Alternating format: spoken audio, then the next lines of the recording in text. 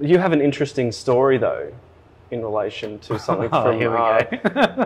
NZ. I feel like you're setting me up here. No, it's been you've said it on the big stage, and it's probably a lot of people would like to know where these things come from. But jandals. Oh, jandals. Since we're talking about some NZ stuff. Well, I thought, where's this going?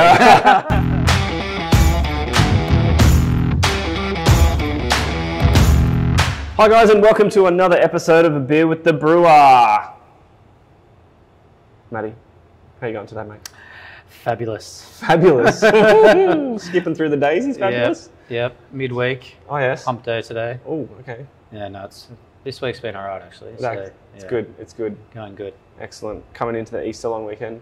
Yes, we've got a few long weekends coming Yeah. up, which is nice. It's very nice. We definitely need a break. Can't believe it's Easter already. It's gone crazy. I know, right? So the years have moulded into months. That's right. Months. Anyway, here we go. This little bad boy.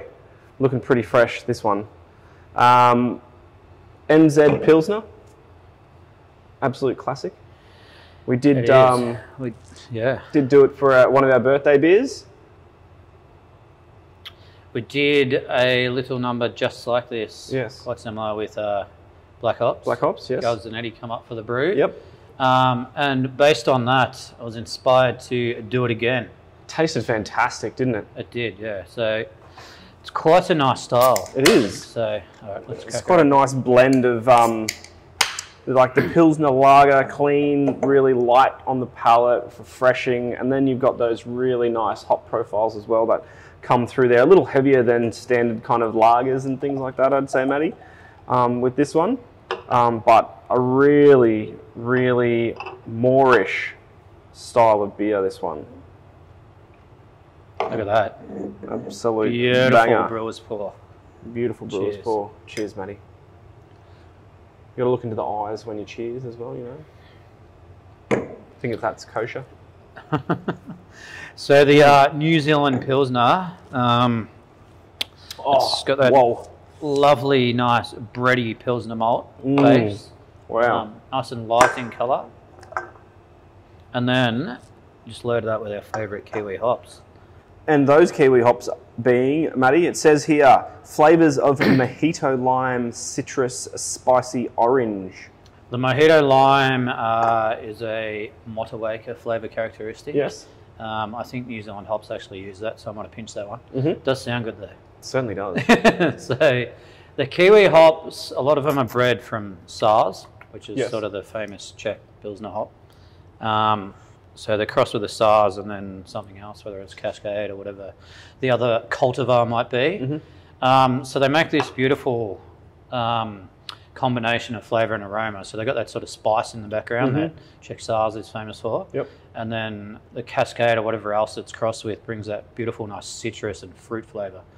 So Motueka, I think, was called B-SARS. All right. So you're growing it in New Zealand. Yeah. And then you have things like Nelson Sauvin, it's such a unique hop. One of your favourites? One of my favourites. Depending the quantities you use, in a beer like this, it throws really nice, like gooseberry. Almost like wine, Sauvignon Blanc flavours. Oh, yes. And then if you use it in dry hop with it, it's also got a sulphur compound that can make the beer taste a little bit dank. In things like IPAs and pale ales, it can sort of come out, use a heap, sort of like a burnt tyre. Yeah, diesel-y type of yeah, kind of diesel-y rubbery sulphur. stuff. Yeah, which I really like. Some people don't like it, but It's I'm a big fan of it. It's a very prominent flavour when Very you distinctive. when you use it. I guess it might be slightly polarising as well. I think so. Because Yeah, it is very not everyone likes very it. forward. But it just works so well. I love it. I used to make a Works pale ale so that well. had Nelson in it. It was one of the 3 hops in it. Yeah, it had that real dank. It's just It's dank and beautiful. chewy and just really, really kind of Moorish. It just keeps you coming back for more. And then Nectaron is in this as well. So that's Oh, yes. the more sort of, I guess, the newest Kiwi hop. That was called the Hort 4337. 337. So we've spoken about that before. We did a couple of single hop beers with it. It's now in our session ale, and it features regularly in our seasonals and that sort of stuff. That's almost like a supermodel waker. It's like got that spice in the background, and then the fruit aroma and everything that comes out of that is gorgeous. Oh, so I really think that's a great pale and IPA hop. Yeah, the Nectaron. I think that it really lifts a lot of the other hop flavors. Yeah, definitely. As well, when you use that hop in beers as well, it's a fantastic hop to use. So works very, very well alongside others also. The other hop in this, it probably in a beer like this with those other hops, it almost sits in the background. But Waiiti, a lot of the Kiwi hops are super low alpha acid, and then really high oil. And Waiiti's one of that. It's only like 3 or 4 alpha. And that's the bit like a bitterness. Yeah, the alpha acids is generally where you get your bitterness from when it's used in the kettle. And then the oil component that's measured in mils. So this one's about 3-4 mils per 100 mils of hops. And what would which be is kind of quite like high. standard? So once you get between 1 and 2, you're in a pretty good space for hop flavour. Things like Mosaic and Citra, which are prominent sort of American hops, are anywhere between 1.5 and say 3. So this one's right at the top end. Some of the Aussie hops are really high too in oils, so stuff like Galaxy, Eclipse are 3-4, depending on the crop year. But they're really high in alpha acid, so you get a lot of flavour, but you have to be careful how you use them because they can come through quite bitter.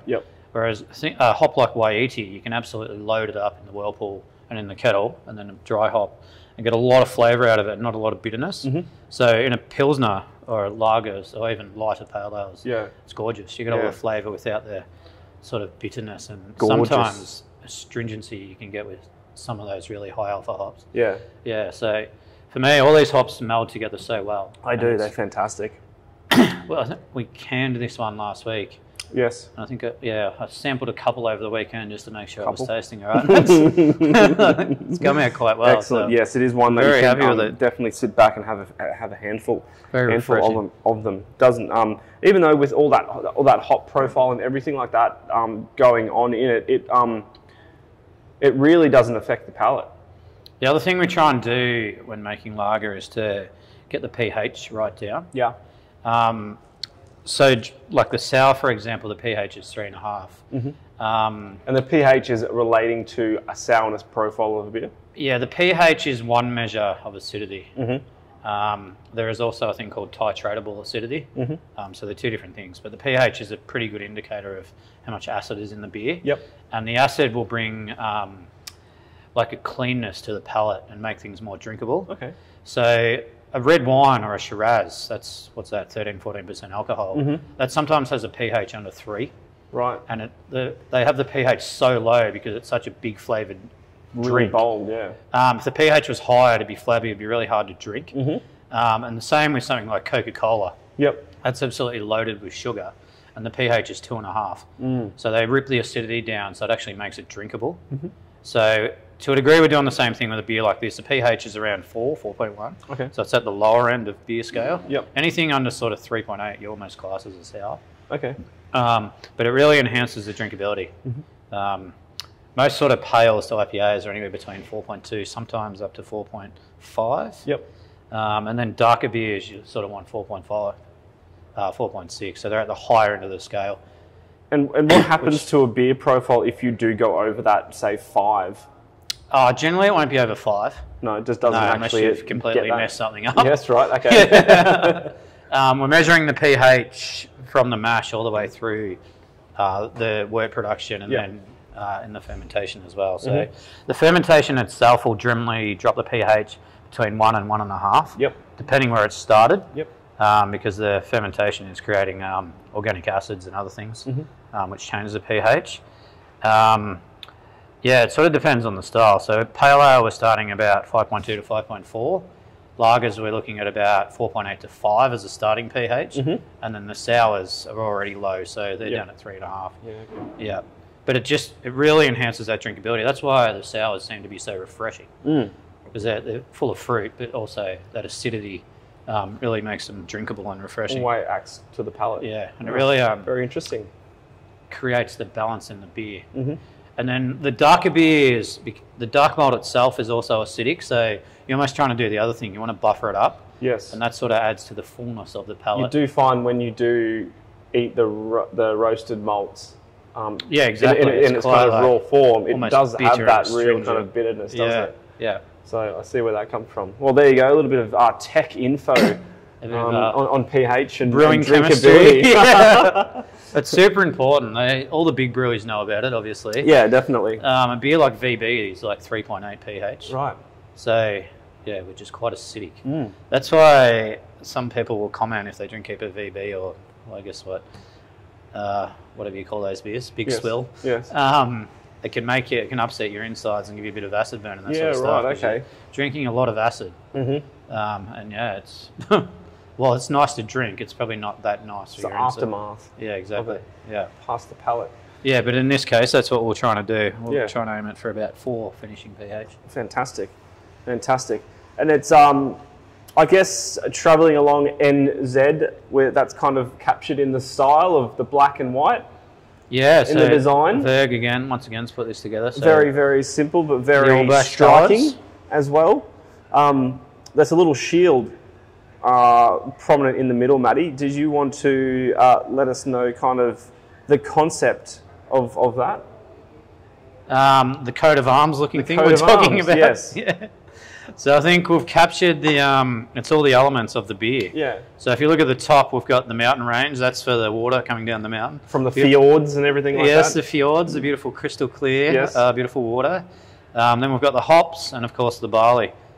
We're just missing the yeast. Right. Maybe this but all kind of, I guess the water isn't, unless we flew water over. But the malts and the hops and everything like that are from New Zealand, yeah. I went and collected the water down on the edge of the Pacific Ocean that had washed over. Right, yeah. Well, if it comes this way, you basically washed through New Zealand. Put it through the salinity plant and rip the salt out of it. Beautiful. Desalination. Yeah, excellent. Well, that's close enough. Yeah. That's fantastic. Where possible, we've tried to use Kiwi ingredients. Yes. But the feature is the hops. Yeah, definitely. And sort of gives it that beautiful sort of profile. And the nice Pilsner glass. Beautiful Pilsner glass. Not ours, but on the can. So, but absolute fantastic. I remember having this as the birthday beer, or a New Zealand Pilsner for the birthday beer, and it was mind-blowing. Like the flavour and everything that came out of that. And this one has just met and exceeded those expectations as well. It's absolutely sensational.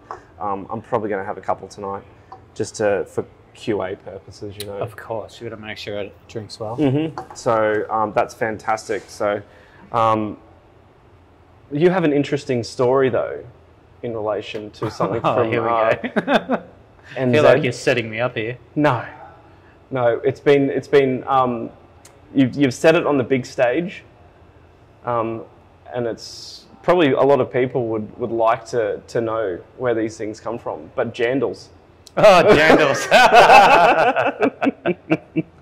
Since we're talking about some NZ stuff. Well, I thought, where's this going? There's a lot of avenues that could have gone. Like, I thought I got in and out of New Zealand pretty clean. But Matty, tell us the story about jandals. It's quite funny, actually. Yeah. Jandals. Like, what are jandals? What are jandals, Matty? Japanese sandals. Get out. And why?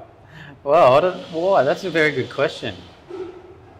I guess they look like Japanese sandals that they used to wear back as a samurai. Yes. Yeah. They just adopted the name? They adopted the name over in Kiwi land. Yeah. The jandal. Excellent. So I did mention that once at Gabs. Yes, when I was, you did. Having a serious conversation. I think the other brewer was from the New Kiwi Zealand, brewer next to me didn't think it was funny as everyone else did. I don't know why. Yeah. So, do you have any further New Zealand type of things that you can break down for us? Chili box. Chili bin.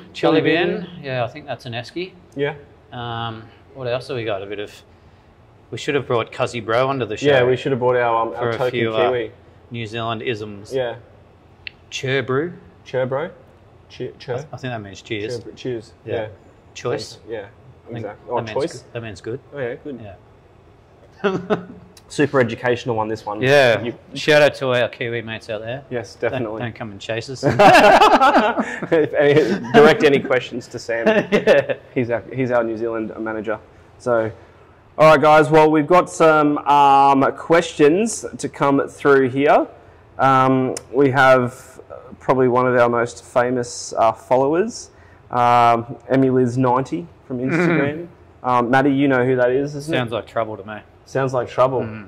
Yeah, I've met this person. She's definitely trouble. She's also your wife. You might have to take a few of these home before. She's asking, is there any plans to brew an ESB? An ESB, she does like an ESB, doesn't she? She does indeed. We made an ESB a couple of years ago. Yes. And while it was a beautiful beer, unfortunately people in Queensland don't know what it is. No. So it didn't sell very well. I don't know what was going on with the sales team. It might be a better question for the sales team than the brewer. Probably. I would love to make an ESB, but we are making a beer quite close to one. Yes. The Kingston Classic. Kingston Classic, which I think was biscuit ale, isn't one it? of your brainchilds. Oh, it's going to be probably the hype beer of 2022. 2022, isn't it? Jesus. I think so. Yes, just an absolute classic biscuit ale. So similar to ESB. an ESB. Very similar malt profile with a biscuit malt, some naked oats and things in there. Yep. Has some coconut in this one, some chocolate. Yeah, so probably just a little bit sweeter, I guess, than an ESB. Yep. Yeah. But that's the first time I actually drank an ESB was when we first made it. I think it was 2019, maybe? It's a style that's, it's an English style. English, yeah. And Emma and I are both Victorians. And as we know, the weather's a little bit different down there than it is up here in balmy Queensland. So they actually have a winter that goes for about 9 months, different to the one here. Yeah. So it lends itself a bit more to making sort of maltier, those sort of styles. Yeah. There's a couple of brews down there that do a fantastic ESB. Yep. So Holgate is one, where we actually went a couple of weeks ago. We did when we went to Bendigo on the hop. Which is in Wood End. It's quite cold there, actually.